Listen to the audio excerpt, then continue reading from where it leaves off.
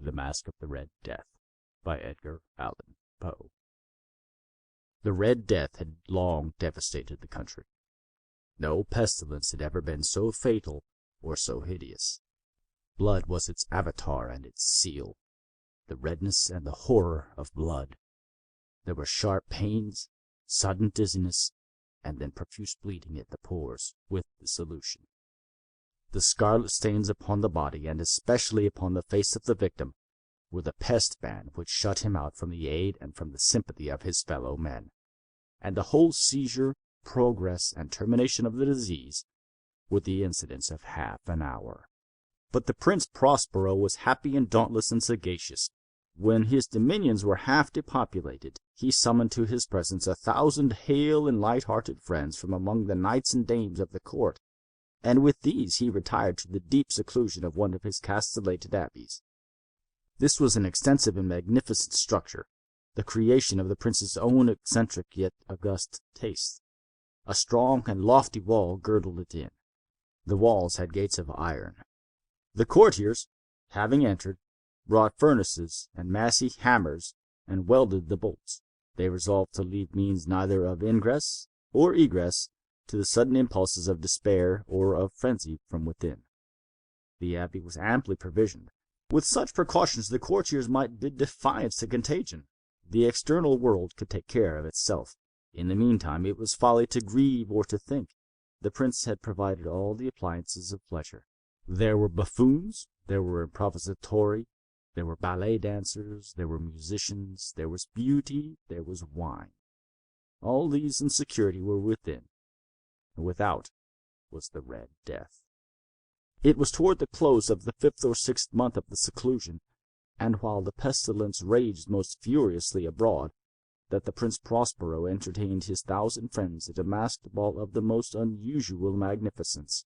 It was a voluptuous scene, that masquerade. But first let me tell of the rooms in which it was held. There were 7, an imperial suite. In many palaces, however, such suites form a long and straight vista, while the folding doors slide back nearly to the walls on either hand, so that the view of the whole extent is scarcely impeded. Here the case was very different, as might have been expected from the Duke's love of the bizarre. The apartments were so irregularly disposed that the vision embraced but little more than one at a time. There was a sharp turn at every 20 or 30 yards, and at each turn a novel effect. To the right and left, in the middle of each wall, a tall and narrow Gothic window looked out upon a closed corridor which pursued the windings of the suite. These windows were of stained glass, whose color varied in accordance with the prevailing hue of the decorations of the chamber into which it opened. That at the eastern extremity was hung, for example, in blue, and vividly blue were its windows. The second chamber was purple in its ornaments and tapestries, and here the panes were purple. The third was green throughout, and so were the casements. The fourth was furnished and lighted with orange, the fifth with white, the sixth with violet. The 7th apartment was closely shrouded in black velvet tapestries that hung all over the ceiling and down the walls, falling in heavy folds upon a carpet of the same material and hue. But in this chamber only, the color of the windows failed to correspond with the decorations. The panes here were scarlet, a deep blood color. Now in no one of the 7 apartments was there any lamp or candelabrum, amid the profusion of the golden ornaments that lay scattered to and fro or depended from the roof. There was no light of any kind emanating from lamp or candle within the suite of chambers, but in the corridors that followed the suite, there stood, opposite to each window, a heavy tripod, bearing a brazier of fire that protected its rays through the tinted glass and so glaringly illuminated the room, and thus were produced a multitude of gaudy and fantastic appearances. But in the western or black chamber, the effect of the firelight that streamed upon the dark hangings through the blood-tinted panes was ghastly in the extreme, and produced so wild a look upon the countenances of all who entered, that there were few of the company bold enough to set foot within its precincts at all. It was in this apartment also that there stood against the western wall a gigantic clock of ebony. Its pendulum swung to and fro with a dull, heavy, monotonous clang, and when the minute hand made the circuit of the face, and the hour was to be stricken, there came from the brazen lungs of the clock a sound which was clear and loud and deep and exceedingly musical, but of so peculiar a note and emphasis that, at each lapse of an hour, the musicians of the orchestra were constrained to pause momentarily in their performance, to hearken to the sound. And thus the waltzers perforce ceased their evolutions, and there was brief disconcert of the whole gay company. And while the chimes of the clock yet rang, it was observed that the giddiest grew pale, and the more aged and sedate passed their hands over their brows as if in confused reverie or meditation. But when the echoes had fully ceased, a light laughter at once pervaded the assembly. The musicians looked at each other and smiled as if at their own nervousness and folly, and made whispering vows, each to the other, that the next chiming of the clock should produce in them no similar emotion. And then, after the lapse of 60 minutes, which embraced 3,600 seconds of the time that flies, there came yet another chiming of the clock, and then were the same disconcert and tremulousness and meditation as before. But in spite of these things, it was a gay and magnificent revel. The tastes of the Duke were peculiar. He had a fine eye for colors and effects. He disregarded the decora of mere fashion. His plans were bold and fiery, and his conceptions glowed with barbaric luster. There are some who would have thought him mad. His followers felt that he was not. It was necessary to hear and see and touch him to be sure that he was not. He had directed in great part the movable embellishments of the 7 chambers upon occasion of this great feat, and it was his own guiding taste which had given character to the masqueraders. Be sure they were grotesque. There were much glare and glitter and piquancy and phantasm, much of what has been since seen in Hermione. There were arabesque figures with unsuited limbs and appointments. There were delirious fancies such as the madman fashions. There was much of the beautiful, much of the wanton, much of the bizarre, something of the terrible, and not a little of that which might have excited disgust. To and fro in the 7 chambers there stalked, in fact, a multitude of dreams, and these, the dreams, writhed in and about, taking hue from the rooms, and causing the wild music of the orchestra to seem as the echo of their steps. And anon there strikes the ebony clock which stands in the hall of the velvet.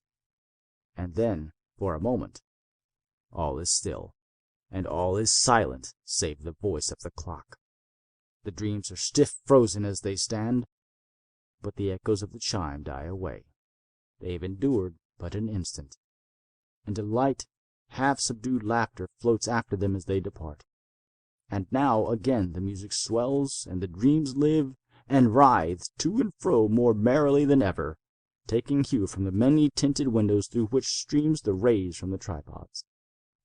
But to the chamber which lies most westwardly of the 7, there are now none of the maskers who venture, for the night is waning away, and there flows a ruddier light through the blood-colored panes, and the blackness of the sable drapery appalls, and to him whose foot falls upon the sable carpet, there comes from the near clock of ebony a muffled peal more solemnly emphatic than any which reaches their ears who indulge in the more remote gaieties of the other apartments. But these other apartments were densely crowded, and in them beat feverishly the heart of life, and the revel went whirlingly on, until at length there commenced the sounding of midnight upon the clock. And then the music ceased, as I have told, and the evolutions of the waltzers were quieted, and there was an uneasy cessation of all things as before. But now there were 12 strokes to be sounded by the bell of the clock, and thus it happened, perhaps, that more of thought crept, with more of time, into the meditations of the thoughtful among those who revelled. And thus, too, it happened, perhaps, that before the last echoes of the last chime had utterly sunk into silence, there were many individuals in the crowd who had found leisure to become aware of the presence of a masked figure which had arrested the attention of no single individual before. And the rumor of this new presence having spread itself whisperingly around, there arose at length from the whole company a buzz or murmur, expressive of disapprobation and surprise, and then finally of terror, of horror, and of disgust. In an assembly of phantasms such as I have painted, it may well be supposed that no ordinary appearance could have excited such sensation. In truth, the masquerade license of the night was nearly unlimited, but the figure in question had out-Heroded Herod, and gone beyond the bounds of even the prince's indefinite decorum. There are chords in the heart of the most reckless which cannot be touched without emotion, even with the utterly lost, to whom life and death are equally jests. There are matters of which no jest can be made. The whole company, indeed, seemed now deeply to feel that in the costume and bearing of the stranger neither wit nor propriety existed. The figure was tall and gaunt, and shrouded from head to foot in the habiliments of the grave. The mask which concealed the visage was made so nearly to resemble the countenance of a stiffened corpse that the closest scrutiny must have had difficulty in detecting the cheat. And yet all this might have been endured, if not approved, by the mad revelers around, but the mummer had gone so far as to assume the type of the Red Death. His vesture was dabbled in blood, and his broad brow, with all the features of the face, was besprinkled with the scarlet horror. When the eyes of Prince Prospero fell upon this spectral image, which with a slow and solemn movement, as if more fully to sustain its role, stalked to and fro among the waltzers, he was seen to be convulsed, in the first moment with a strong shudder either of terror or distaste, but in the next his brow reddened with rage. "Who dares?" he demanded hoarsely of his courtiers who stood near him.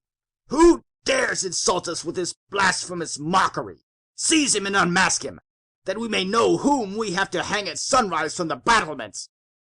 It was in the eastern or blue chamber in which stood the Prince Prospero as he uttered these words. They rang throughout the 7 rooms loudly and clearly, for the prince was a bold and robust man, and the music had become hushed at the waving of his hand.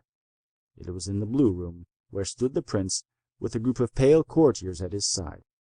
At first, as he spoke, there was a slight rushing movement of this group in the direction of the intruder, who at the moment was also near at hand, and now with deliberate and stately step made closer approach to the speaker. But from a certain nameless awe with which the mad assumptions of the mummer had inspired the whole party, there were found none who put forth hand to seize him, so that, unimpeded, he passed within a yard of the prince's person, and while the vast assembly, as if with one impulse, shrank from the centres of the rooms to the walls, he made his way uninterruptedly, but with the same solemn and measured step which had distinguished him from the first, through the blue chamber to the purple, to the purple to the green, through the green to the orange, through this again to the white, and even thence to the violet, ere a decided movement had been made to arrest him. It was then, however, that the Prince Prospero, maddening with rage and the shame of his own momentary cowardice, rushed hurriedly through the 6 chambers, while none followed him on account of a deadly terror that had seized upon all.